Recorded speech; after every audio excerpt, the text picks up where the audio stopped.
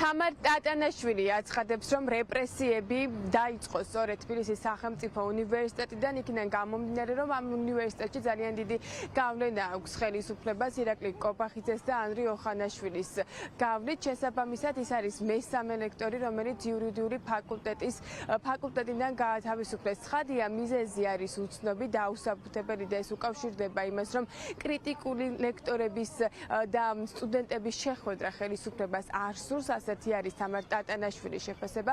ის აცხადებს, რომ ახლა მიმდინარეობს დაშინების და გაჩუმების მცდელობა თბილისის სახელმწიფო უნივერსიტეტში, რომ არავინ გააპროტესტოს ის რეპრესიები, რასაც ხელისუფლება ახორციელებს და კრიტიკულად მოაზროვნე ლექტორებს წმენს უნივერსიტეტის სივრციდან. თუმცა ცხადია, ლექტორი აცხადებს, რომ მსგავსი ოინები ხელისუფლებას ვერ გაუვა ისეთ სივრცეში, სადაც სწორედ სტუდენტები ძალიან დიდი ხანი არიან პროტესტში რუსული კანონის შემდეგ. არ შეწყვეტ ადგილზე პროტესტი, ამ პროტესტს მხარს უჭერს ცხადია აკადემიური პერსონალიც, ამიტომ ის რეპრესიები, რომელსაც აწარმოებს ხელისუფლება, თამარ ტატანაშვილის შეფასებით მივა ყველა იმ ლექტორამდე და სტუდენტამდე, რომელიც ახლა ჩუმად არის და ხმის ამოღებას ვერ ბედავს. ეს არის მესამე ლექტორი, რომელიც უკვე იურიდიული ფაკულტეტიდან გაათავისუფლეს. მას ჰქონდა 8 წლიანი გამოცდილება, კითხულობდა 5 საგანს. შესაბამისად, თავად ვიაფასებს, რომ რა თქმა უნდა გამოცდილების და პროფესიული კუთხით რაიმე წუნის მოძებნის შანსი არ ექნება ახლა უნივერსიტეტის ხელმძღვანელობას, ამიტომ ერთადერთი მიზეზი ცხადია არის რეპრესიები, რომ კრიტიკული ადამიანებისგან უნივერსიტეტი დაიცალოს. თესეოს იურიდიულ ფაკულტეტთან 8 წლიანი უწყვეტი სტაჟი მაკავშირებს სამოქალაქო სამართლის მიმართულებით.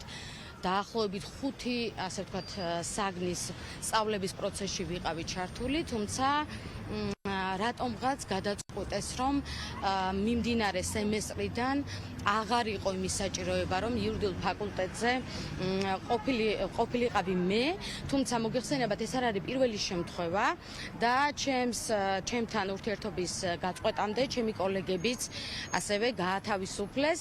ეს დამოკიდებულება ზოგადად პოზიციონირება დაიწყო ჯერ კიდევ რუსული კანონის მიღების პროცესში, როდესაც სავარაუდოდ გარკვეული მითითებების შესაბამისად ნენელა დაიწყეს შემზადება იმ პროცესისათვის, რომ კრიტიკულად მოაზროვნე ლექტორებისათვის არ ყოფილიყო სტუდენტებთან ურთიერთობის შესაძლებლობა. იურიდიული ფაკულტეტის ადმინისტრაციას მხოლოდ ერთი რამე შემიძლია ვუთხრა, რომ წუხვარ მათი ასეთი არაღირსეული, ვირეშმაკული და სასაცილო საქციელის გამო, როდესაც ისინი ემსახურებიან პარტიულ ინტერესებს და არა სტუდენტებს, იმიტომ რომ უნივერსიტეტი იყო, არის და იქნება სტუდენტის.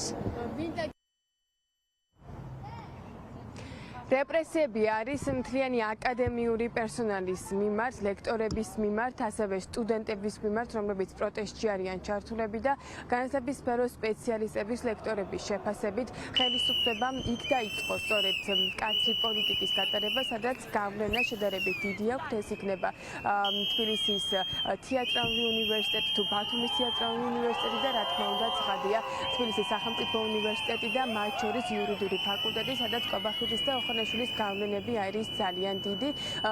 სპეციალისტები სიტუაციას აფასებენ, ასე რომ ასეთი პოლიტიკით ხელისუფლება მაინც ვერ შეეცდება მთავარი მიზნის, ანუ პროტესტის შეჩერებას. არსებობს ერთგვარი კავშირი ქართულ ოცნებას და რეპრესიებს შორის. სადაც მეტი გავლენა აქვს, იქ მეტი რეპრესიებია. მაგალითად, თბილისის სახელმწიფო უნივერსიტეტის იურიდიულ ფაკულტეტზე, სადაც მუშაობს ირაკლი კობახიძე, იქ არის ყველაზე დიდი რეპრესიები, ხო? ისევე როგორც მაგალითად ბათუმის თეატრში, სადაც პირდაპირ პარტიის დანიშნული მხატვრული ხელმძღვანელი ყავს, ნუკრი კანთარია, იქ არის ყველაზე მეტი რეპრესიები თეატრში. სტუდენტები სადაც ყველაზე მეტად აქტიურობენ, იქ არის რეპრესიები, ხო? თბილისის სახელმწიფო უნივერსიტეტში უკვე 3 ლექტორი იურიდიული ფაკულტეტიდან გაუშვეს. ამავდროულად ჩვენ ვხედავთ, რომ უკვე სტუდენტებსაც რეპრესიული ფორმით ცდილობენ, რომ პროტესტ ჩამოაშორონ და ეს არის აბსოლუტურად დაუშვებელი, იმიტომ რომ სტუდენტს ყოველთვის აქვს უფლება გამოხატოს პროტესტი, მით უმეტეს, როდესაც საუბარი არის ქვეყნის კონსტიტუციური ჩარჩოდან გასვლის შემთხვევაში და როდესაც მათ უნდათ თავისი მომავალი იყოს ბევრად უფრო განვითარებული, ევროპული. ირაკლი კობახიძემ საკმაოდ ადრე პრემიერად გახდომის შემდეგ დაანონსა, რომ ის აპირებდა უმაღლესი სასწავლებლებისში რეფორმის გატარებას, რომელსაც უნდა დაეახლოვებინა სასწავლებლები ევროპულ სტანდარტებს. ახლაც ანონსდება ცხადია უმაღლესი სასწავლებლების რეფორმა, სპეციალური ჯგუფიც არის შექმნილი და ლექტორები, აკადემიური პერსონალი ამ რეფორმას, რა თქმა უნდა, არ აფასებს როგორც რეფორმად. აკადემიური პერსონალი ფიქრობს, რომ ეს არის სწორედ იმ რეპრესიების ოფიციალური გაფორმება, რასაც ხელისუფლება უკვე აწარმოებს.